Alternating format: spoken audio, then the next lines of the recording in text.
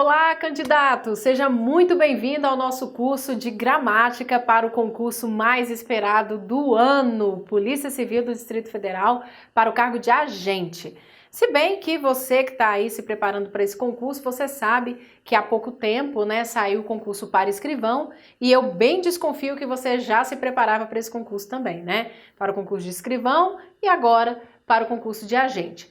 Seja bem-vindo ao nosso momento de análise gramatical, de debate a respeito da língua portuguesa, que afinal de contas você sabe que é muito importante para qualquer concurso e para o concurso para a Polícia Civil não seria diferente, gente? Nós já sabemos que é um concurso que traz uma concorrência muito alta, bem diferente talvez de alguns concursos voltados a áreas policiais, as carreiras policiais, até por conta da quantidade de vagas, Um concurso que vem com 1.800 vagas é um concurso muito visado pela maioria dos candidatos. Um ponto importante de nós discutirmos aqui é o fato de que, como a sua prova está sendo organizada, o concurso está sendo organizado pelo Sebrasp, antigo CESP, gente? Eu costumo dizer que eu sou da geração raiz, Eu falo CESP, eu uso o termo CESP. Essa geração aí que vai trabalhar com o nome Sebrasp ainda vai ter que se acostumar muito, Vai demorar um pouco ainda para esse nome pegar. Mas a banca, gente, é uma banca que, diferentemente de outras bancas do país, trabalha de uma forma bem contextualizada. Então, vocês vão provavelmente encontrar muitas questões que vão cobrar análise textual dentro daquilo que você jurava que era só gramática. Então, eu vou ter ali uma análise voltada ao sentido do texto vinculado ao meu conhecimento gramatical. Essa análise contextualizada, ela é muito marcante para essa banca específica e talvez isso dificulte um pouco o trabalho daqueles alunos que porventura tenham estudado aí por outras bancas. Veja, por exemplo, se você é um candidato que viu ou que se dedicou também ao concurso da Polícia Civil do Paraná, que está aí, com o edital publicado, você sabe que há uma diferença gritante do edital, do conteúdo cobrado e principalmente da estrutura das provas da Universidade Federal do Paraná para essa do CESP. Então, eu estou falando aí de dois concursos que estão acontecendo concomitantemente e tem esse viés tão diferente. Mas beleza, a gente vai focar aqui com aquilo que é mais cobrado pelo CESP. Já vou adiantando a vocês que concordância é um elemento chave para quem quer fazer prova da Sebrasp, do CESP. Por quê? Porque é uma banca que ela consegue fazer a cobrança de concordância verbal associada a muitos elementos do período simples, como conectivos, o uso do se, por exemplo. Então, assim, a gente tem que ter esse cuidado e pensar que a concordância ela vai muito além de só ver o número do verbo. Muitas vezes eu vou ter que conhecer alguns elementos que constituem a oração. Oração do período composto, Análise do período composto. Sempre cai em provas do Sebrasp, sempre. E você deve ter percebido que nos últimos anos eles vêm dando bastante ênfase às orações adverbiais, ao uso das conjunções adverbiais, a despeito do que vinha acontecendo há pouco tempo, em que era muito cobrada a análise do que em orações subordinadas adjetivas, se ela indicava um valor restritivo, um valor explicativo. Então é um ponto muito bacana de você ressaltar.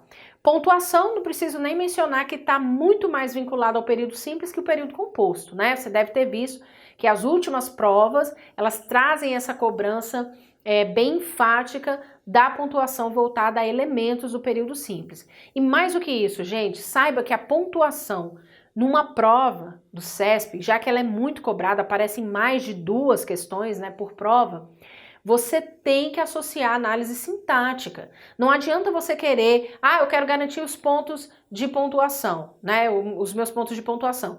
Vou estudar regra. Cara, não é isso. Você tem que estudar análise sintática. Você tem que saber reconhecer o aposto. Você tem que saber dizer quando o aposto é explicativo e quando ele é restritivo. Porque às vezes o formato vai vir com o mesmo termo, um nome próprio. E aí? Se aparece um nome próprio entre vírgulas, basta retirar essas vírgulas que ele passa a ser um aposto restritivo? Não é bem assim que funciona.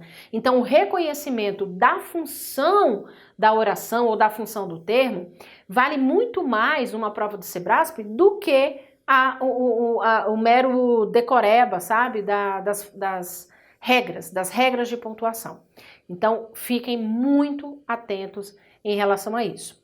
Além do mais, todo mundo aqui sabe que quem conhece regramento e quem consegue aplicar, porque conhece as funções sintáticas, mas aplica bem o regramento de pontuação, não vai perder ponto na redação discursiva, não é? Então, muitos candidatos às vezes acabam perdendo pontos desnecessariamente na redação, porque se esquecem de pontuar alguns termos. Normalmente são termos deslocados, e aí já vai aquela dica preciosa para qualquer concursando. Não desloque termo na oração. Tente escrever tudo na ordem direta, porque quanto menos você inverter a posição dos termos das orações, menores as chances de você perder ponto por conta de pontuação. Tá bom? Então, é claro que nós teremos os nossos encontros, vira e mexe eu vou falar aqui sobre o que é mais cobrado, isso aqui é só para dar uma ideia daquilo que você deve estudar um pouco mais, no que você vai se dedicar a partir de agora, já que nós estamos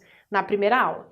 Então, nós vamos ter aula, nós vamos ter questão, né? Porque é importante você praticar, conhecer a cobrança da banca, saber como isso vem sendo cobrado, mas principalmente a gente vai usar esse momento para relembrar alguns conceitos teóricos que são importantes para o seu estudo, ok? Então bora começar? Tá aqui meu nome, eu sou a professora Patrícia Sobral, nem sei, né, gente, se eu havia me apresentado, eu fiquei tão aqui animada porque nós estamos começando o nosso curso, mas eu sou a professora Patrícia Sobral, tenho aqui um e-mail que é disponível a vocês, é disponibilizado a vocês para que vocês possam enviar dicas, né? Professor, eu quero que você trabalhe isso, eu quero que você, é possível você aprofundar esse tópico nas nossas próximas aulas, ou então ainda se você quiser mandar algum tipo de dúvida, tá? Vamos aqui estreitar esse vínculo, tá bom? Então bora lá, primeira parte do nosso curso, vamos falar da morfossintaxe. Antigamente, quando você fazia o estudo de gramática, né, na educação básica, você deve se lembrar que era muito comum o estudo ser fragmentado, não é? Então, a gramática ela é dividida em morfologia, sintaxe e semântica. Normalmente, a parte semântica fica lá para análise textual, que vai estar também aqui no nosso curso. O nosso curso é de língua portuguesa. Começaremos com gramática, mas teremos também alguns encontros para debater o que mais a Sebrasp, o CESP, né, vem cobrando em termos de análise textual. Você sabe a diferença de intelecção, de interpretação? Como você pode usar isso para beneficiá-lo na análise do seu texto? Quais são os tipos de coesão que são mais cobrados? Tipologia textual, gênero textual, o que eu preciso saber? Será que o CESP de fato cobra funções da linguagem? Será que isso é algo relevante de eu estudar, já que nós estamos aí com o edital publicado? Tudo isso a gente vai ver aqui no curso. Mas veja, a morfologia trabalha com a parte mais básica, digamos assim, da gramática, em que eu tenho a classificação das palavras, né? Quais são as classes gramaticais, qual é a função delas, e também ali na morfologia você vai trabalhar com acentuação, com ortografia, né? Que são, gente, conteúdos que nem sempre são cobrados pela prova do CESP, então é um conteúdo que você deve estudar, mas de repente não com tanto tempo dedicado quanto os demais que nós veremos aqui no curso, ok? Formação de palavras também é algo que você não vê com tanta frequência, então você pode, em morfologia, dar uma atenção maior às classes de palavras, saber quais são, saber reconhecê-las, isso é bem importante. Só que a morfossintaxe, ela faz uma miscelânea, né? Nós vamos aqui juntar a classificação da palavra e apontar a função que ela desempenha ali, naquele contexto. Contexto oracional, pode ser um contexto que esteja num período, né? Então, tudo isso aqui, de forma conjunta, tende a facilitar o seu entendimento sintático do texto, do trecho, né? Então, morfossintaxe é a parte da gramática que estuda o emprego, a função e a ordem das palavras. Isso é legal também, porque quando eu falo de ordenamento das palavras, é exatamente quando eu vou poder reconhecer se aquela oração ela está em ordem direta ou em ordem inversa, né? Se ela está diretamente ordenando os termos ou indiretamente. Isso também aparece com muita frequência. Eu acabei de mencionar que os deslocamentos de termos podem nos levar a pontuações obrigatórias. Então, num contexto geral da análise sintática, isso é relevante. E expressões em uma oração, em um determinado contexto. Sim, porque aqui a gente vai delimitar bem para a oração, né? Se eu faço morfossintaxe, a sintaxe ocorre na oração, seja ela única no período, quando se trata de período simples, seja ela uma dentre outras no período composto, ok? Fiz aqui um quadro para vocês, só para a gente relembrar quais são as classes gramaticais, mas principalmente o que eu preciso, de que forma eu posso relacionar esse estudo das classes gramaticais de forma a me beneficiar lá na análise sintática. Então veja, aqui nós temos primeiramente o grupo das classes gramaticais vinculadas a nomes, né, que são chamadas classes dos nomes, substantivo, artigo, pronome numeral e adjetivo. Temos o verbo e advérbio formando essa relação aqui, ó, do verbo e relacionados. Por que eu mencionei isso, verbo e relacionados? Porque a única classe gramatical que consegue se relacionar com o verbo é o advérbio, tá? Então, dentre as 10 classes, só o advérbio se relaciona com o verbo. Isso pensando nas classes gramaticais. Já já nós avançaremos para a análise sintática e você vai perceber que existe mais de um termo que se liga a verbo, que se relaciona ao verbo. Então, nesse nível aqui da classe, lembra do advérbio. Advérbio vinculado ao verbo, ok? Há um grupo de conectivos. São palavras que servem para ligar termos, vocábulos, não é? Ou ligar orações. Então, temos aqui a preposição, muito importante nesse contexto aqui, ó, de análise de regência. E aí, se eu falo de regência, eu tenho que falar de crase, certo? E a conjunção, muito importante, quando eu faço o estudo do período composto. Isso pensando na análise gramatical mesmo, porque a conjunção, gente, é um conectivo que você precisa conhecer e não há negociação para isso, tá? É fato. É conjunção? Eu tenho que saber. Conjunção destarte, para que serve? É para indicar soma? É para indicar alternância? É para indicar finalidade? Ou é para indicar conclusão? Não é? Então eu tenho que saber que aquele termo é uma conjunção, primeiramente, e também o seu sentido. Isso é fundamental para quem vai fazer uma prova da Sebrasp, belezinha? E falando numa perspectiva mais gramatical, eu sei que eu vou precisar da conjunção aqui na análise do período composto, mais especificamente das orações coordenadas ou orações subordinadas adverbiais. Entretanto, vocês perceberão que é muito comum que o Sebrasp cobre a análise de conjunções em questões de texto, em que ela vai propor o estabelecimento de coesão sequencial. O que vem a ser coesão sequencial? Quando eu uso um conectivo para dar sequência a uma ideia dantes mencionada, para eu poder garantir a continuidade argumentativa. E aí, quando uma questão pede que seja estabelecida a coesão entre orações ou entre períodos, será lançada a proposta de conjunções. Olha, coloca essa conjunção aqui entre a oração da linha 10 e a oração da linha 11, vê se dá certo, né? Então, eu vou precisar, com o meu conhecimento gramatical, lançar essa análise lá para o texto e tentar vincular as ideias do texto. Então, essa classe, sem sombra de dúvidas, vou até circular, é a classe mais importante para quem faz uma prova da Sebrasp. Nós temos em torno, em média, 3 ou 4 questões sobre conjunções numa prova do Sebrasp, tá? Então, assim, o índice é bem alto se você for parar para pensar. Por último, mas não menos importante, temos a interjeição, que é o grupo das emoções, serve aqui para indicar emoções, sensações. Confesso que o conhecimento das interjeições ele vai ser mais necessário, digamos assim, numa análise textual, tá? Análise textual de um texto literário, então de um fragmento de texto literário que possa aparecer na sua prova, um poema, por exemplo. Aí você ter que reconhecer o valor daquela interjeição.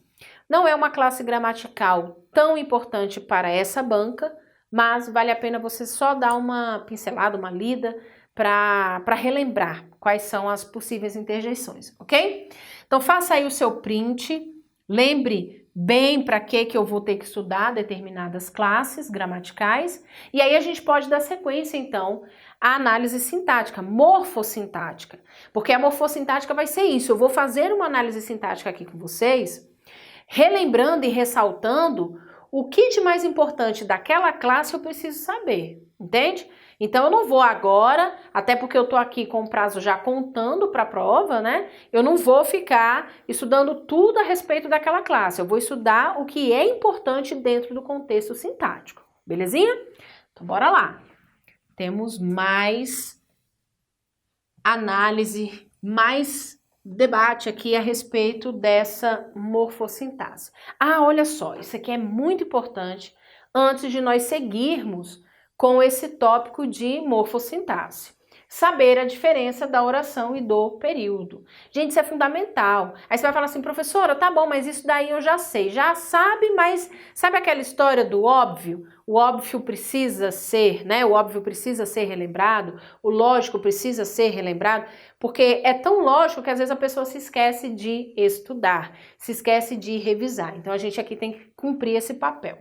Então, oração e período são coisas diferentes, às vezes a questão vai falar na oração, na primeira oração do texto, às vezes ela vai falar no segundo período do texto, então tem que saber bem o que é isso. A oração é um enunciado que é criado a partir de um verbo. Então, o verbo é que dá origem a essa oração. O verbo é um fator importante e assim, predominante naquilo que nós chamaremos de oração. Esse enunciado, que é criado a partir de um verbo, muitas vezes, por nós falarmos que o verbo tem que estar ali para eu poder dizer que a estrutura é oracional, muitas vezes isso leva o candidato a pensar que o verbo tem que estar explícito, que ele precisa estar escrito naquela frase, naquele período. E não é bem assim que funciona. O enunciado criado a partir do verbo mostra que o verbo é relevante, é importante. Mas você vai anotar aí, verbo nem sempre explícito, tá? O verbo nem sempre explícito. Tô falando do verbo, ok? Existem situações que são mais simples de nós reconhecermos a implicitude do verbo. Se eu digo assim, você estuda mais que eu. Olha, gente, que é bem possível, viu? Porque eu estudo muito, eu preciso estudar mais ainda, mas com o bebê em casa fica difícil. Com o bebê o tempo todo ali atrás da gente não é simples. Mas bora lá, volta aqui. Você estuda mais que eu.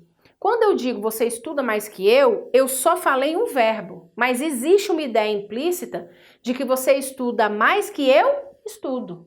Só que não há necessidade de eu repetir esse verbo. Porém, a não necessidade de explicitá-lo não impede dizer que ele está ali, que ele existe. E por isso mesmo, lembrem-se de que a oração pode ser uma oração com um verbo implícito.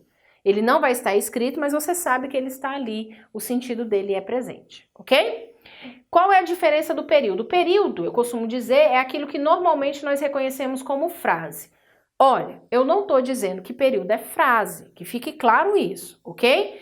Mas é muito comum, quando o candidato precisa saber o que é um período, saber reconhecer o período, você associar, você sabe o que é uma frase? Sei. O que é a frase? Eu sei que a frase começa com letra maiúscula e vai até um sinal de pontuação que a encerra. Eu sei que é frase. Ok, então eu consigo usar essa ideia de período e frase para criar uma semelhança que venha a facilitar o seu estudo. Mas é importante, já que eu mencionei aqui essa comparação, nós relembrarmos quais são os sinais de pontuação que são responsáveis pela finalização dessas estruturas, seja frase, seja período, ok? Então, o que eu sei que finaliza um período ou uma frase? Primeira pontuação, ponto final, não é? É a mais usada. Vamos lá, mas eu sei que eu posso usar também uma interrogação, eu posso usar, sem problema algum. Posso usar uma interrogação, desculpa, estou falando aqui de novo, interrogação e agora exclamação. Então, eu posso usar também a exclamação para encerrar uma frase ou encerrar um período. Mas eu ainda consigo fazer isso com reticências. Essa pontuação é a pontuação que, de fato, vai encerrar um período, vai encerrar uma frase. Eu não posso encerrar uma frase com 2 pontos, não posso encerrar uma frase com ponto e vírgula, tá? Com vírgula, eu não posso. Mas é possível, no final de uma oração, eu encontrar um ponto e vírgula, eu encontrar 2 pontos, eu encontrar vírgula, tá? Então é diferente, até a pontuação que eu posso encontrar aqui no final da oração não é a mesma que eu vou encontrar no final da frase ou no final do período, belezinha? Então tá, relembrei aqui, dei essa dica, né, ó, se eu tô com dúvida em relação ao que é período, peraí, deixa eu falar então o que é frase, o que for uma frase tá valendo. Então beleza, então aqui, ó, o que é um período? Um enunciado com sentido completo. Olha só, aqui já não é mais relevante a existência de verbo. O período ele pode existir sem verbo, sem problema algum, beleza? Sem problema algum. Então, olha lá, o importante aqui é que você encontre o sentido completo. Aquela estrutura, ela fez sentido completo? Ela apresentou o sentido que está completo? Não precisa de mais nada para que eu entenda? Ok, então aquilo ali é um período, é uma frase. Belezinha? Não há necessidade de verbo. O que precisa de verbo é a oração. Ok?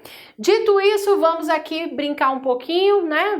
Deixa eu só mostrar aqui um caso de período de oração. Então, se eu digo, ele chegou e está feliz, é um período, repare, ele tem sentido completo, ele chegou, está feliz, letra maiúscula, sinal de pontuação que encerra, mas como eu tenho 2 verbos, eu sei que há 2 orações, então eu tenho que separar. Veja que a primeira, ele chegou, não tem o sentido completo. Ou tem? Tem, né? Você vai dizer, tem, professora. Ah, mas e essa complementação aqui? É isso que você tem que entender. Não é porque eu tenho uma oração que se associa à primeira que necessariamente elas não vão ter sentido sozinhas. Não é assim que funciona com a oração. A oração, ela pode ter sentido completo, ok? Não é uma necessidade dela, ela não precisa ter o sentido completo. Veja, por exemplo, se eu digo isso aqui, ó, desejo que você passe, ou melhor, seja aprovado, né?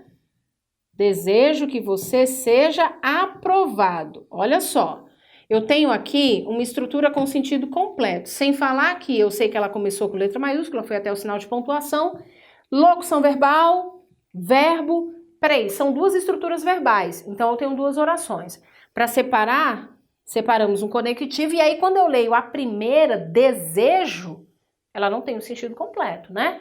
Desejo. Tá, mas quem deseja, deseja algo ou deseja alguém. Então é o que eu quero que você entenda a respeito de oração e a respeito de período.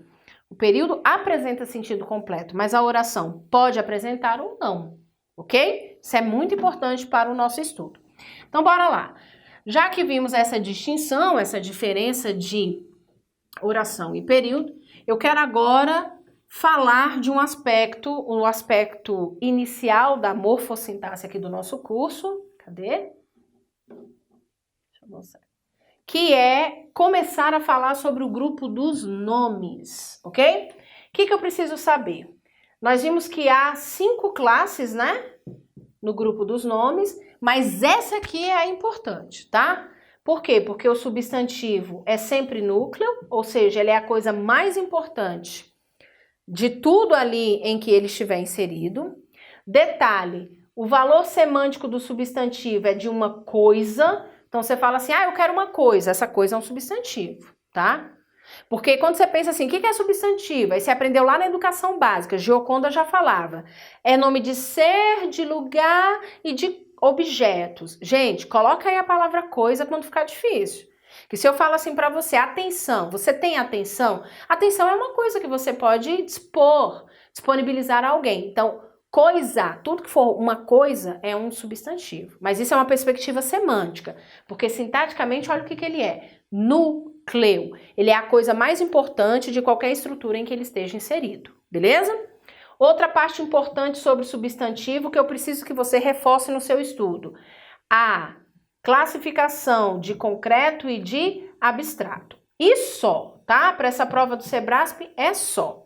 Às vezes o substantivo é chamado de, sei lá, próprio, comum, composto, derivado, simples, sabe? E isso não é relevante para a sua prova, mas essas duas classificações são, porque há funções sintáticas que vão depender desse nosso reconhecimento. Então, o substantivo é o manda-chuva aqui do grupo dos nomes. Estou mostrando a vocês o que de importante eu preciso saber dele, sobre ele, né? E agora sim, nós vamos fazer isso aqui, ó. Se ele é o manda-chuva, se ele é tão bam, significa que há subordinados a ele. Ele manda numa galera aí, entendeu? Existe um pessoal aqui que depende dele. São as classes que eu chamo de referentes do substantivo. Quais as classes que podem se referir ao substantivo, que podem acompanhá-lo? São 4. Eu tenho artigo, tenho pronome, tenho numeral e adjetivo, ok? Então, eu já preciso ficar ligada no seguinte, ó. Se o substantivo é quem manda, todas essas classes aqui, ó, precisam obedecer a ele, principalmente em relação à concordância. Se ele aparece no masculino, esses 4 aqui que estão subordinados a ele tem que ser usado no masculino. Se o substantivo está no plural, esses 4 caras aqui, ó, essas 4 classes que estão subordinadas ao substantivo, precisam ser usados no plural.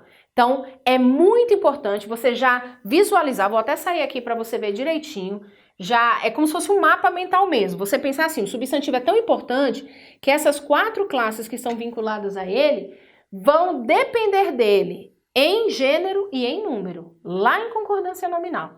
O SESP cobra isso? O Sebrasp cobra? Cobra. Cobra menos do que concordância verbal, mas cobra, entendeu? Inclusive é uma regra que batata de concordância nominal para cair numa prova do Sebrasp, que é a regra do adjetivo que é lançado depois, posposto a uma sequência de substantivos, entendeu? Então assim, olha a importância disso, é a regra que mais o SESP cobra, tá? E tem a ver com essa relação. Então dá o seu print, porque isso daqui é show, tá? Isso aqui vai valer um adicional aí no seu momento de estudo e no seu momento de separar todo o material para reforçar, para revisar, beleza? Muito bem, agora que a gente já falou do grupo dos nomes, vamos aí dar uma olhadinha sobre essa relação lá para a concordância nominal, ó. O grupo dos nomes possui um termo principal, que é o substantivo, e as outras classes gramaticais desse grupo, artigo, adjetivo, numeral e pronome, são subordinadas ao substantivo. Então, só ressaltando o tanto que ele é mandatário. A relação que os une é a concordância nominal, em que os subordinados devem acompanhar o gênero e número do substantivo. Tudo que eu falei antes, só que agora mais detalhadinho. Veja aqui o exemplo. Chegaram agora os nossos 2 melhores alunos. Vejam, alunos é o nosso substantivo, certo? Esse substantivo, ele foi acompanhado pelo os, pelo nossos, por 2 e por melhores, certo? O que é esse os? Artigo, tá vendo que concordou? Teve que concordar. Nossos, pronome possessivo. 2, numeral. Melhores, adjetivo. E todos eles estão concordando com esse núcleo, todos eles estão concordando com o substantivo. Gente, isso aqui é concordância nominal. Inclusive, muito aluno fala assim, professora, concordância é análise sintática, né? É uma parte muito difícil da análise sintática. Beleza, concordância é fazer análise sintática, mas você concorda comigo que na concordância nominal o que eu tenho que saber é classe? Eu tenho que saber se a palavra é substantivo e reconhecer todas que estão ligadas a ele? Para saber se concorda mesmo? Então aqui, na concordância nominal, a análise é um pouco mais simples, tá? Se liga nisso. Conhecimento morfológico é fundamental. Mas dá uma olhada aqui, ó. Vamos entender cada uma das classes gramaticais que compõem o grupo dos nomes. Então, o substantivo, só relembrando, palavra que dá nome aos seres em geral, nomes a pessoas, lugares, instituições, espécies, noções, ações, estados, qualidades. Para facilitar, já pedi a você, associa a uma coisa. Se não for um ser, se não for uma pessoa, por exemplo, tem que ser uma coisa. Se não for um lugar, tem que ser uma coisa, beleza? Artigo, palavra que determina o substantivo. Beleza, gente, sobre o artigo, o que eu quero que você saiba, tá? Retirada com alteração gramatical. Por que isso aqui é muito importante? Eu vejo muito isso aparecendo em provas da Sebrasp em relação à análise de texto, semântica textual, tá? E em crase. Se você está estudando crase, você precisa saber que a retirada de um artigo vai alterar o sentido. Não tem como o sentido ser o mesmo, ok? Por quê? Porque a função dele é determinar. Então, anota aí sobre o artigo que é importante para a sua prova. A retirada com alteração do sentido, ok? Isso aqui é o mais importante. Eu já estou fazendo essa sinalização para você já ir memorizando, porque mais à frente a gente vai falar disso. Na análise textual eu vou mostrar para vocês situações em que a retirada do artigo, em que a inexistência do artigo e depois a existência do artigo leva a alterações semânticas e também questões de crase, questões bem complexas ou pelo menos sofisticadas, em que você vai precisar reconhecer paralelismo sintático. Então, é importante que você saiba, paralelismo sintático com e sem artigo pode até manter a correção gramatical, mas o sentido muda, beleza? Mais uma classe, adjetivo. Essa é o bicho. Olha só, o adjetivo, beleza, caracteriza o substantivo. Você lá na educação básica com a sua professora Gioconda, você aprendeu que ele qualificava, tá? Mas esquece essa ideia de que adjetivo só qualifica. Característica, atributo é o que o adjetivo vai apresentar a um substantivo. Aqui ele se liga. Qualidade, característica, atributo é tudo a mesma coisa. Mas essa classe aqui, minha gente, é a classe que mais possui funções sintáticas. Ninguém, nenhuma das 10 classes, pelo menos das que exercem função sintática, né? Porque interjeição, conjunção e preposição não apresentam função sintática, beleza? Então, o adjetivo é a que mais apresenta. São 3. São 3. Advérbio só tem uma. Artigo só tem uma. Pronome numeral pode ter mais de um, mas o adjetivo tem 3. Então, fica de olho nela, tá? Nós vamos falar, não vai demorar muito para nós falarmos sobre o adjetivo, mas já guarda isso, guarda no seu coração, que você precisa saber reconhecer um adjetivo, porque a função sintática dele, pelo fato de ele demonstrar tanta polivalência, né, na função sintática, ele é muito cobrado, cara. Ele é muito cobrado em provas da Sebrasp. Numeral, palavra que quantifica ou ordena o substantivo. Beleza, sabe o que é importante sobre o numeral? Vou colocar aqui, ó. O que é importante sobre o numeral? Reconhecer numeral adjetivo ou numeral substantivo, tá? Por uma questão de espaço, eu não estou colocando aqui numeral adjetivo e numeral substantivo, mas você coloque na sua anotação. Por que é importante a gente saber isso, tá? Porque quando o numeral ele for usado de forma adjetiva, ele vai exercer uma função sintática. Se ele for um numeral substantivo, mudou completamente a função sintática. Então, basicamente, ao invés de você ficar lá, se debruçar nos tipos de numerais, cardinal, ordinal, multiplicativo, fracionário, não é isso que você precisa saber. Você tem que entender que uma palavra que seja numeral, se ela for adjetiva, ela tem uma função, se ela for substantiva, ela tem outra, ok? Por último, mas não menos importante, o pronome, que é uma palavra que acompanha ou substitui. Então, aqui nós também temos essa distinção. Se ele acompanha, ele é um pronome adjetivo, tá? Porque é isso que quer dizer. Tanto pronome adjetivo como numeral adjetivo é aquele que acompanha um substantivo, que acompanha o nome. Se ele substitui o nome, aí ele é chamado de pronome substantivo, assim como o numeral substantivo, ok? Dentre os pronomes, o que eu vou destacar aí para vocês estudarem mais? Pronomes indefinidos, só mesmo porque muito candidato deixa passar, cara, impressionante. Nas minhas turmas presenciais eu vejo muito isso. O candidato, ele precisa conhecer pronome indefinido, por exemplo, lá em colocação pronominal, que é algo que a gente vai ver daqui a pouco. Ele precisa de pronome indefinido quando ele estuda posto resumitivo, tá? Então, ele precisa, muitas vezes, reconhecer o pronome indefinido quando ele quer pegar uma ideia de indeterminação no texto. Ele precisa reconhecer essa indeterminação do texto. Então, o pronome indefinido, na maioria das situações, ele é negligenciado pelo candidato, mas não vai ser por você, tá bom? Você vai dar uma olhada nisso.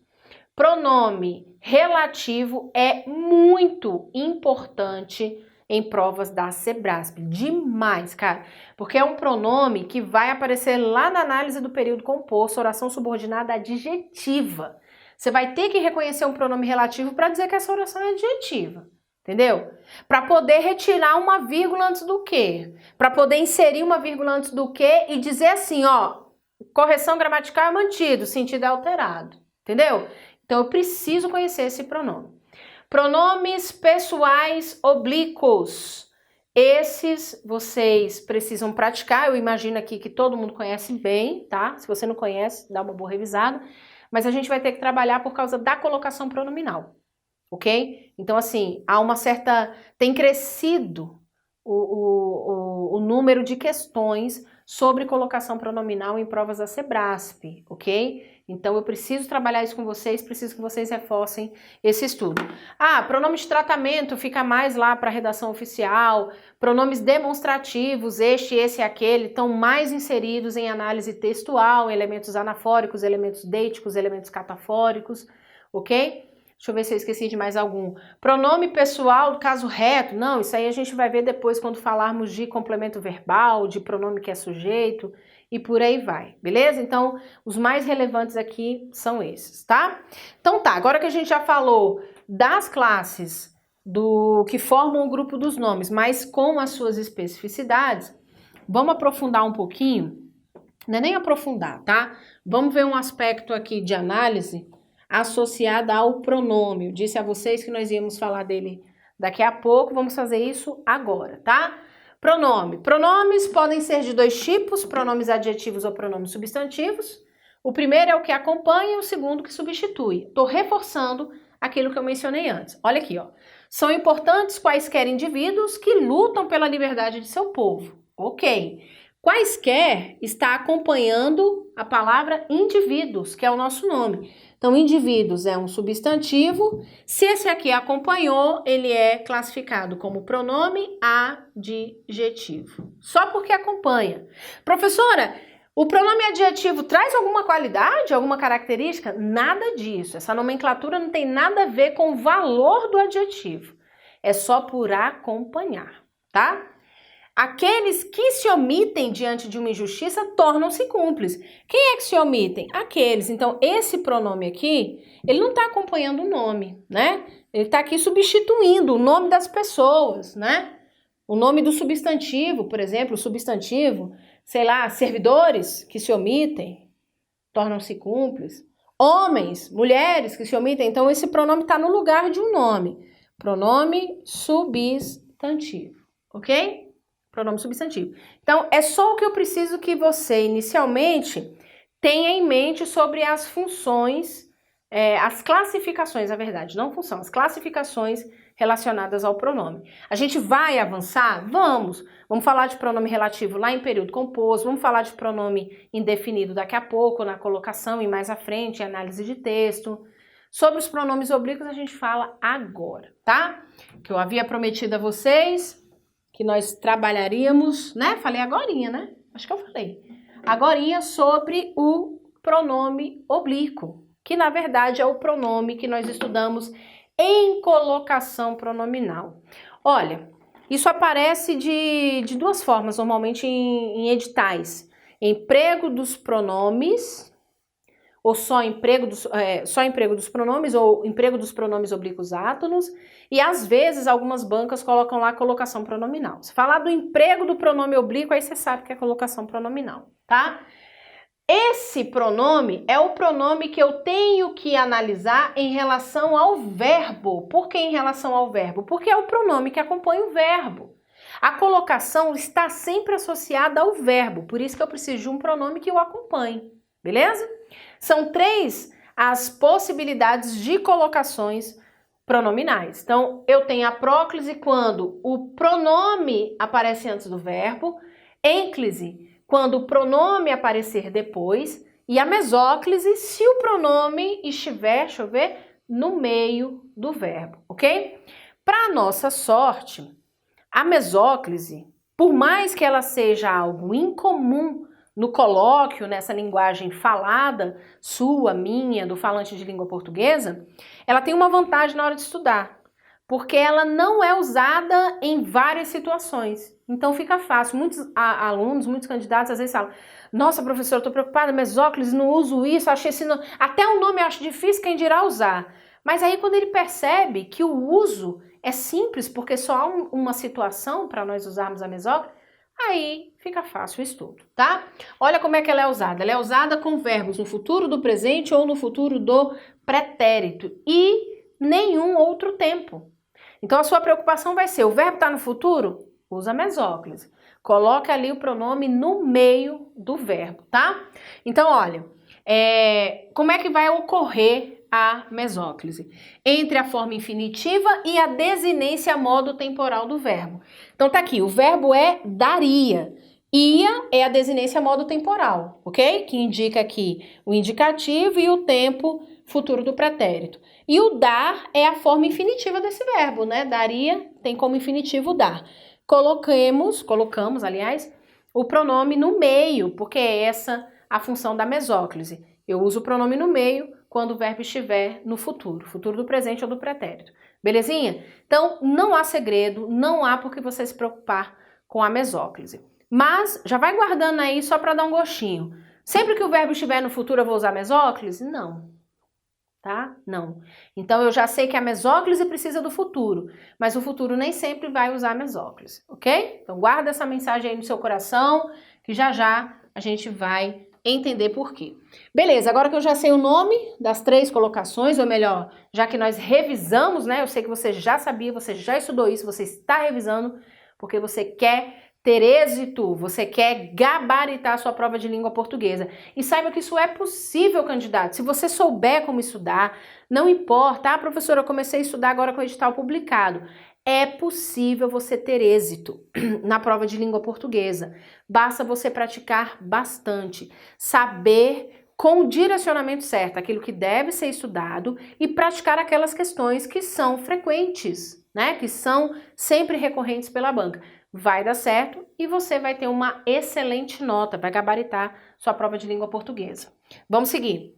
Vamos lá então, já vimos aqui os casos de colocação pronominal, na verdade os tipos de colocação pronominal, e agora a gente vai trabalhar com os casos em que devemos usar a próclise, devemos usar a ênclise. A mesóclise tá mais fácil porque a gente viu que é com verbo no futuro, então tá mais tranquilo, né?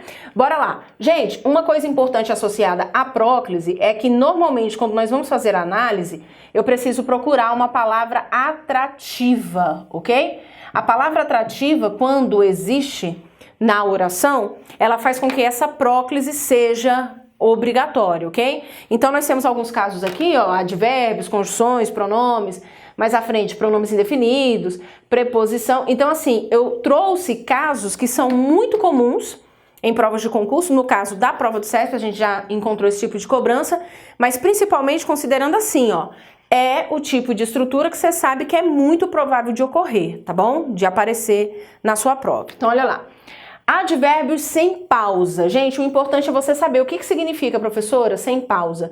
Sem pontuação, beleza? Porque quando nós relembrarmos, trabalharmos o adjunto adverbial, que é o nome sintático do advérbio ou das locuções adverbiais, vocês vão perceber que dependendo da posição que ele ocupa na oração, ele pode ou deve ser pontuado. Então, há situações em que ele vai aparecer deslocado na oração, como ele apareceu aqui, ó.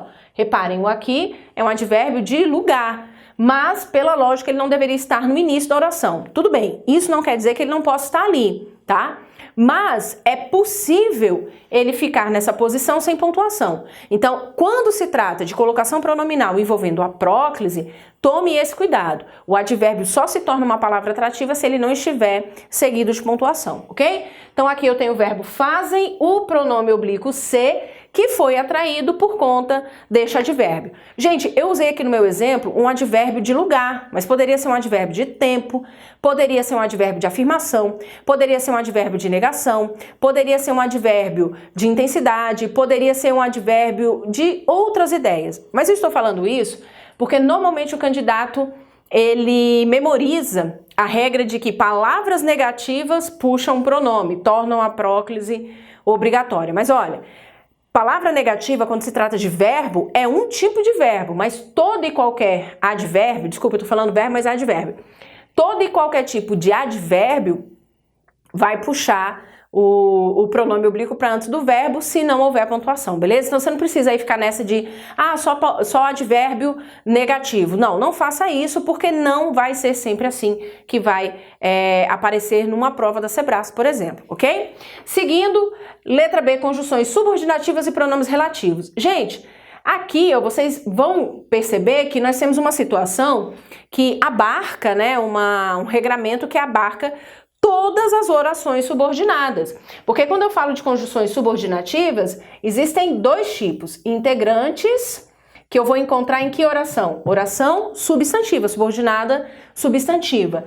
E as orações adverbiais, que é onde eu vou encontrar essas conjunções adverbiais. Então, são dois tipos, ok? De conjunções subordinativas, então já temos aí dois tipos de orações subordinadas. Ainda o caso do pronome relativo, que eu vou encontrar como conectivo de uma oração subordinada adjetiva, ok? Então, tenha esse cuidado, por quê? Porque o entendimento da Sebrasp, do Sebrasp, a respeito de oração subordinada é que em orações subordinadas usa-se próclise, ponto final. Houve até uma questão muito polêmica em 2016, um concurso da Anvisa, em que a banca propunha o uso de uma ênclise, mesmo com distanciamento da palavra atrativa e do verbo. Então repare aqui comigo, eu tenho, quando lhe dissemos a verdade, chorou muito. Veja que eu tenho o verbo dissemos, o pronome oblíquo lhe e a palavra atrativa quando está bem aqui. Certo? Só que lá na questão da Anvisa, em 2016, eles fizeram um distanciamento dessas estruturas. A palavra atrativa estava mais distante do verbo, não estava ali imediatamente antes. Para alguns teóricos, para alguns gramáticos, como Napoleão Mendes de Almeida, que é bem gramatiqueiro, como Evanildo Bechara, deixa eu ver se eu lembro, não sei se Sacconi ou Savioli, eu não lembro agora qual dos dois, defendem que quando há esse distanciamento, perde-se o valor atrativo e a próclise não seria mais obrigatória, ela seria uma possibilidade. Entretanto, gramáticos como Celso Cunha defendem que não, que uma vez que a oração seja subordinada, a próclise tem que existir, mesmo se a palavra atrativa não estiver tão próxima do verbo. Então fique de olho nisso, porque, como eu mencionei, há um entendimento diverso entre os gramáticos, mas a gente não está afim de saber isso, muito menos de brigar com a banca. A única coisa que a gente quer é acertar a questão, belezinha? Então, siga com esse entendimento. A oração é subordinada, seja ela substantiva, adverbial ou adjetiva, considere que a próclise é uma necessidade, ela é obrigatória, beleza? Vamos seguir. Pronomes e advérbios interrogativos também são palavras que serão consideradas atrativas, ok? Em geral, quando nós fazemos interrogação, nós usamos palavras iniciantes, né? Palavras que vão gerar ao interlocutor essa já ideia de uma pergunta, de uma interrogação. Ora se usa pronomes, ora se usa advérbios, beleza? Então, o que eu tenho que reparar? Ó, contou é o verbo, né?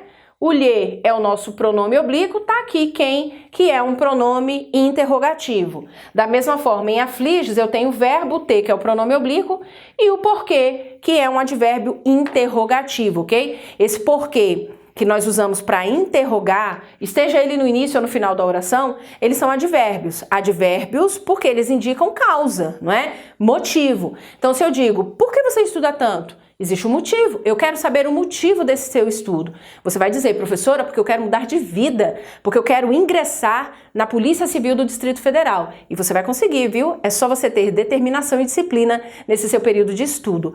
E acreditar, eu sempre falo para o meu aluno, se você não acreditar na sua aprovação, nem as pessoas mais próximas de você acreditarão. Pai, mãe, marido, esposa, namorado, tem que partir de você essa crença, tá? Então, acredite.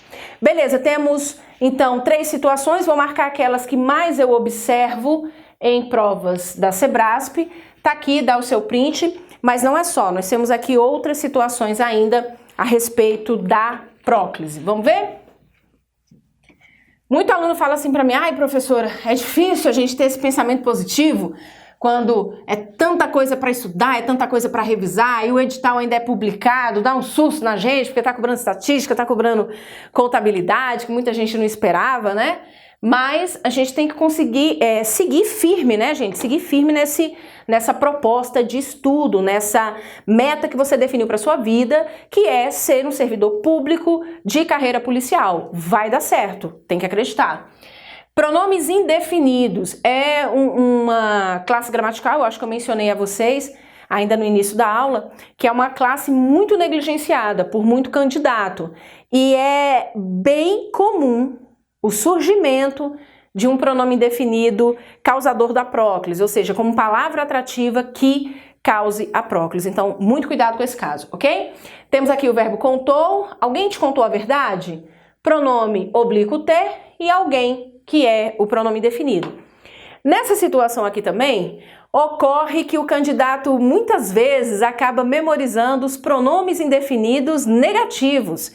Lembra daquela regra que eu mencionei, que muito candidato gosta de memorizar, de decorar, a respeito de palavras negativas? Ah, a palavra negativa gera próclise. Aí ele encontra palavras como nada, como ninguém, como nenhum, como nenhuma, né? E aí ele fica, isso é negativo. Mas na verdade a regra é bem mais ampla. A regra é de pronomes indefinidos, sejam eles negativos ou não, ok? Então quando eu falo ninguém é uma palavra negativa, mas alguém não é, e puxa do mesmo jeito, gente. Vai ter o mesmo valor de atração, tá bom? Por último, mas não menos importante, preposição em com o uso de verbo no gerúndio. O que ocorre? Às vezes, nós fazemos uso, e eu já vi em alguns textos das provas do CESP, que é usada a estrutura em antes de um verbo no gerúndio. Se esse verbo for acompanhado por pronome oblíquo, ele tem que ficar aí entre os dois, entre o em e o verbo no gerúndio. Por isso que a gente fala que é próclise, porque ele vai estar antes do verbo. Mas você percebe que vai formar aqui essa estrutura em si, no caso, pode ser um pronome em si, considerando, por exemplo? Então, olha só. Em se tratando desse assunto, nada mudará. Temos o verbo no gerúndio, a preposição em, que forma, né, essa estrutura, e tá aqui o pronome ser, o pronome oblíquo, antes do verbo, antecipando aqui o verbo, portanto proclítico. Mas repare que nessa expressão ele vai ficar ali no meio da preposição em e do verbo no gerúndio. Eu costumo dizer que não é tão comum o uso de em gerúndio. Normalmente as pessoas falam, tratando-se disso, considerando-se isso, é muito mais comum do que essa preposição em, mas eu já vi em alguns textos da prova do Sebrasp, então é interessante que você conheça essa estrutura também, beleza? Existem alguns outros casos de uso da próclise que é chamada obrigatória, mas nem sempre aparecem nas provas do Sebrasp, ok? Então fique aí atento, porque o regramento, apesar de não ser tão grande, nós temos que considerar aquilo que é mais cobrado, que foi mais utilizado já, né, recorrente em provas do Sebrasp, ok? Então bora lá. Olha, eu costumo dar uma dica bem importante, bem legal aos meus alunos a respeito da próclise. Se você vai julgar a colocação pronominal e o pronome oblíquo está antes do verbo, olha a palavra que está imediatamente antes desse pronome oblíquo, para verificar se é um caso de palavra atrativa, porque o entendimento é, se houver palavra atrativa, eu tenho que usar a próclise, eu tenho que usar o pronome proclítico, ok? Mas olha, não se engane, tá? Porque se a próclise, para ser obrigatória, precisa de palavra atrativa, nem sempre quando há palavra atrativa, a próclise é obrigatória. A recíproca não é verdadeira. E eu vou mostrar para vocês o caso em que isso não vai ocorrer, beleza? Vamos seguir. Mais casos de mesóclise, é só mesmo para a gente reforçar, porque nós já vimos que ela é usada com futuro do presente ou do pretérito. Então temos aqui, amar-te-ei a vida inteira, temos o verbo na forma infinitiva, né, como eu mencionei no início da nossa discussão aqui a respeito de pronomes, a desinência modo temporal, ei, e o pronome oblíquo ter, né, no meio do verbo por conta do tempo. Dar-lhe-ia o livro, da mesma forma, e a desinência modo temporal, e o dar, que é a forma infinitiva do verbo. É assim que é feita a formação, né, do verbo na mesóclise. Mas tem um ponto aqui importante que eu quero destacar a vocês. Reparem que eu mencionei, seguindo aqui, exemplos em que eu fiz uso de palavras atrativas. Então, em não te amarei a vida inteira, eu tenho um advérbio de negação, né? Que é usado sem a pontuação, e dessa forma passa a se usar o quê? Próclise. Nesse caso, a próclise é obrigatória, ok? Por que ela é obrigatória? Porque nós identificamos uma palavra atrativa, beleza? Jamais lhe daria o livro. Jamais também é um advérbio, só que agora de tempo, né? Não, acho que eu vou dizer de negação também. Às vezes ele pode ser usado como tempo, mas aqui o valor é de negação. Então, mais uma vez, apesar de os verbos estarem no futuro, né, em tempos do futuro, nós teremos que usar a próclise obrigatoriamente, haja vista que foi identificada uma palavra atrativa. Então, muito cuidado com isso, porque essa é uma situação, por exemplo, em que eu posso dizer que a mesóclise não é uma coisa absoluta para futuro, ok? Então, vai depender dessa existência ou não de uma palavra atrativa. Outro ponto importante, se o verbo, como nós vimos aqui, ó, o verbo ele está iniciando a oração, certo? Se ele está no futuro, eu não posso usar ênclise, ok? Então, eu não vou usar ênclise em hipótese alguma com verbos no futuro. Ou é mesóclise, ou com palavra atrativa você vai usar a próclise, belezinha? Mas é tranquilão, né, gente? Tranquilão. Como eu mencionei antes, muitos candidatos às vezes ficam temerosos, ficam preocupados com a mesóclise, mas quando você pega para estudar, quando você verifica a regra, é a mais tranquila de todas, ok? Então, olha só. Temos agora casos de uso da ênclise, que nós vimos é um uso considerado mais formal, né, para a maioria dos falantes. É bem curioso, se você pergunta a um falante de língua portuguesa, vem cá, o que você acha que é mais, que é correto? Eu levantei-me ou eu me levantei? Eu acho que nós temos o hábito tanto de usar a próclise, que a pessoa escuta a ênclise e acha diferente, acha mais chique, acha formal e fala, eu levantei-me que é o certo, né? Então as pessoas acabam, e muitas vezes menosprezando o próprio uso, né? Achando que a próclise que usa que é errada. Então tenha muito cuidado com isso, tá? Início de oração ou período. Próclise, ênclise obrigatória, tá? É o caso que mais o Sebrasp cobra. De longe, você não vai ver uma cobrança tão frequente quanto essa. Então, amo-te, dei-lhe, tá? Reparem que eu tenho presente, eu tenho pretérito, mas com futuro eu não vou usar a ênclise, ok? Alguns pontos precisam ser ressaltados nesse momento. O particípio não admite ênclise, em hipótese alguma. Dada a minha resposta, calei-me. Então, não posso dizer dada-me. Nesse caso, eu tenho que dispensar o pronome oblíquo e usar uma estrutura com pronome tônico, ok? Até porque eu não posso colocar aqui no início, né? Eu não posso dizer, me dada a resposta, calei-me. Por que eu não posso fazer isso? Por conta dessa regra. No início de período, no início de orações, eu não posso usar a próclise, eu tenho que usar a ênclise. Mas nessas situações não é viável, ok? Então, dada a minha resposta, calei-me. Veja, calei-me, essa estrutura aqui diz respeito a essa regra, ó. Está no início de uma nova oração, então faremos uso da ênclise, ok? Temos que usar a ênclise sempre que for início de período ou início de oração, beleza? Mais outros pontos aqui, item 2. O futuro do presente e o futuro do pretérito também não admitem ênclise.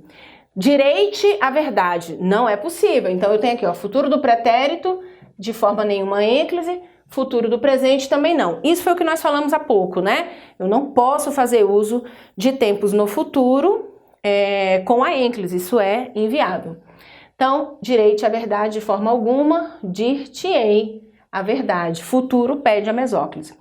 O numeral ambos, quando sujeito, também atrai o pronome oblíquo átono. Isso daqui é uma obrigatoriedade, tá? Então, trata-se de próclise, uma próclise obrigatória. Belezinha? Obrigatória.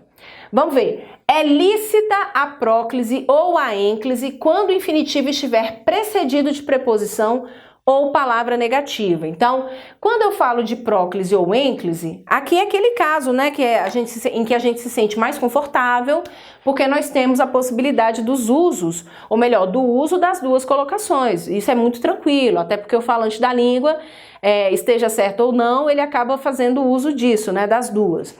Então, a gente pode trabalhar com essa perspectiva aqui, ó. Tem o infinitivo, ele possui uma preposição ou palavra negativa anteposta, a gente vai ter que fazer o uso ou da próclise ou da ênclise. Por que eu falei tem que fazer? Para excluir a mesóclise, tá? Então a possibilidade é de duas aqui. Estou aqui para te servir, então preposição, pronome oblíquo e o verbo, ou servir-te, tanto faz. Meu desejo era não o incomodar, então eu tenho aqui o não, o pronome oblíquo, o incomodar, que é o verbo. Mas, gente, gravem isso, associem isso, basicamente em relação ao infinitivo, tá bom?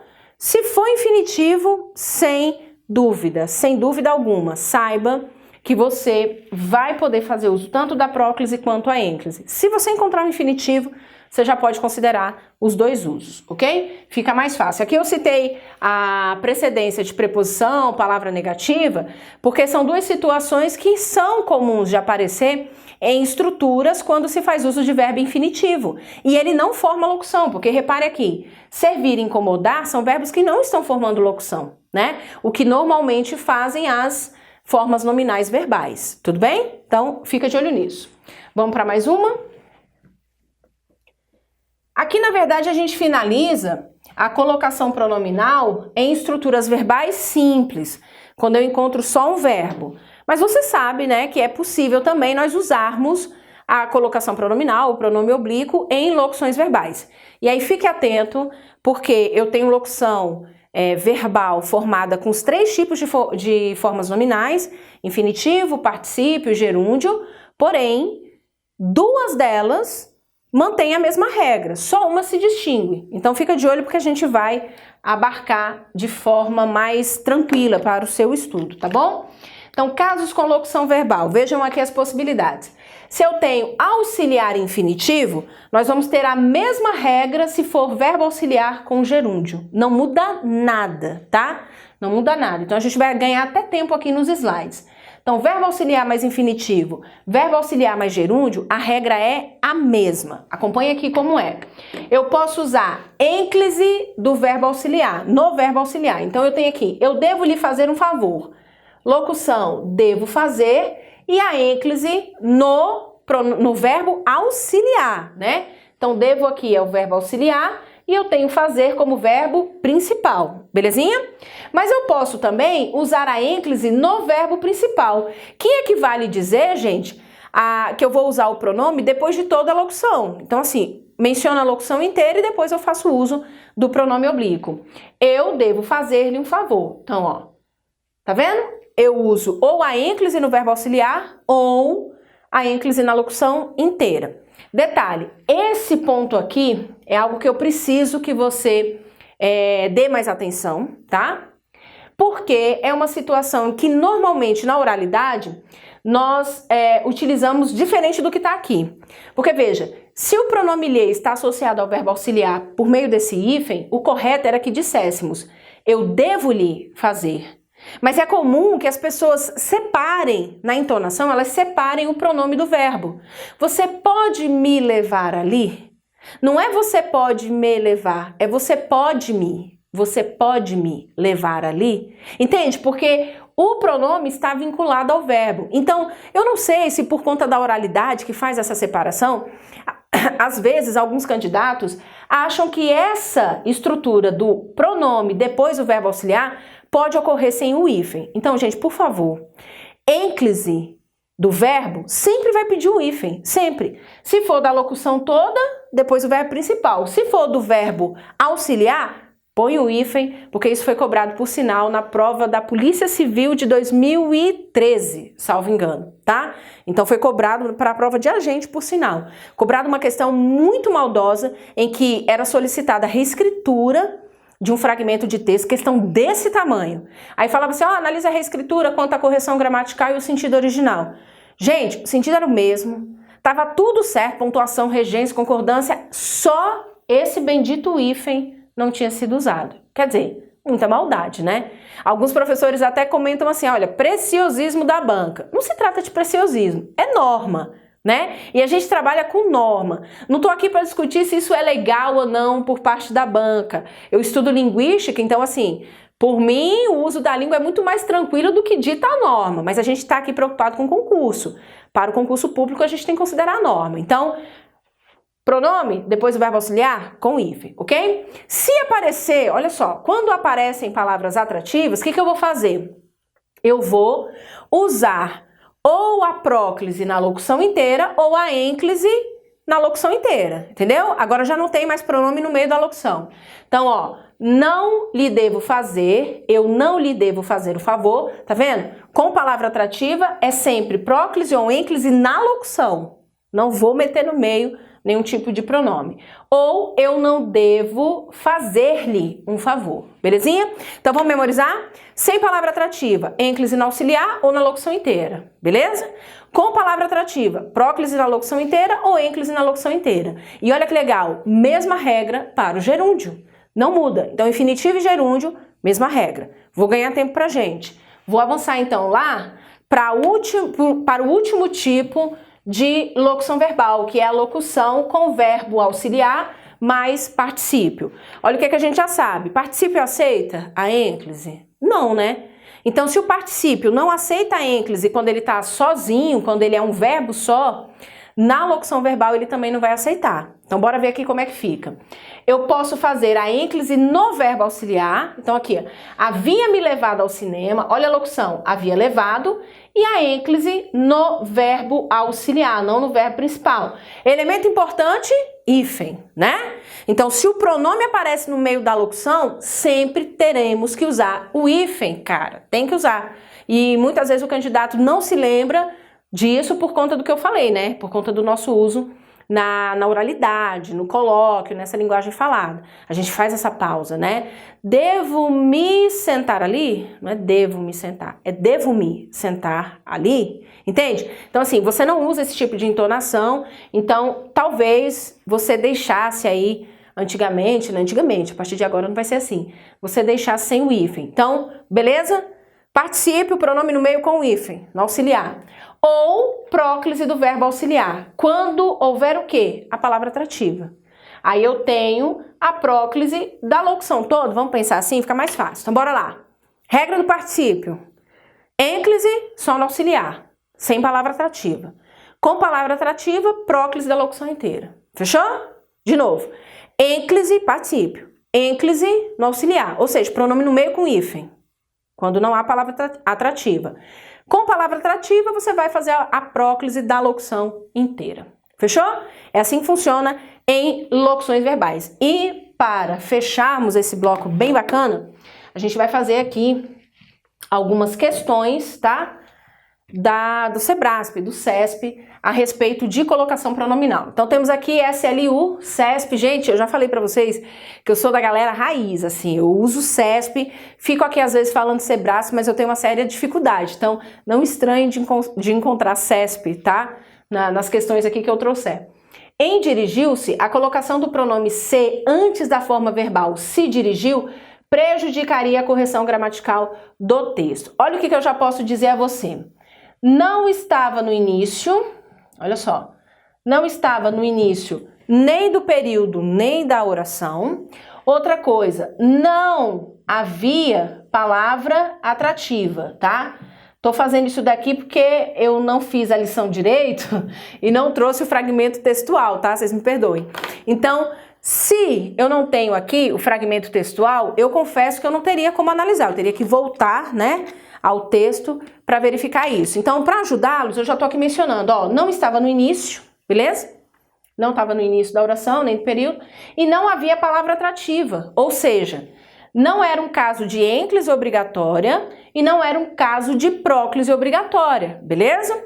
Então, bora lá. A colocação proclítica, estava enclítica e agora eu tenho proclítica, prejudicaria a correção gramatical. Não vai prejudicar, tá errada a questão. Porque se eu não tenho um caso de próclise obrigatória, se eu não tenho um caso de ênclise obrigatória, tá? Eu não tenho ali obrigatoriedade de nenhuma das colocações. Beleza, posso usar uma ou outra. É o caso assim, ó. Léo foi chamado e se dirigiu a tal lugar. E dirigiu-se a tal lugar. Gente, é possível, porque eu tenho ali uma situação que permite, belezinha? Lembrando que a questão falou que ficaria errada. Então a questão tá errada, não fica errada, é possível. Eu costumo dizer que o CESP vai dizer alguma coisa. Prejudicar é errado, errado é negativo, né? E aí eu digo que, peraí, mas isso aqui não vai gerar erro? Se não há obrigatoriedade de ênclise nem de próclise, não vai ficar errado. Então, ó, tá errado o que ela tá falando. Errado que disse ia ficar, o CESP disse que ia ficar errado. Você analisou, disse que vai ficar errado. Gente, olha só. Como eu faço aqui, ó. Tá errado o que ele tá dizendo. Vai ficar, é possível.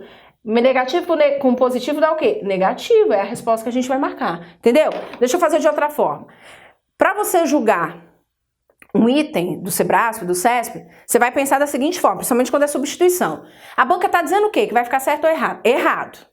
Eu analisei, é errado ou certo? Certo, não vai ficar errado. Negativo com positivo dá negativo, essa é a resposta que eu tenho que marcar no gabarito.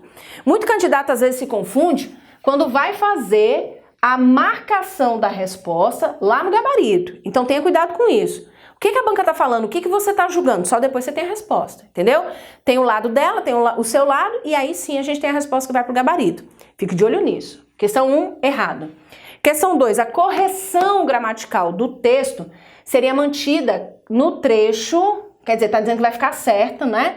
No trecho passam a se comportar, o vocábulo ser fosse deslocado para depois da forma verbal comportar-se. Gente, olha só, o ser, pronome oblíquo, está acompanhando o verbo no infinitivo. O que a gente viu a respeito do infinitivo? Eu uso sempre a próclise ou eu posso usar a ênclise? Posso usar a ênclise, por causa do verbo, né?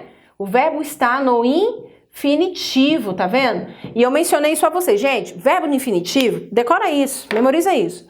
Verbo no infinitivo aceita ênclise ou próclise. Então vamos ver o que ela diz, que seria mantida. Então a questão está certa, Procuradoria Geral Estadual de Pernambuco, beleza?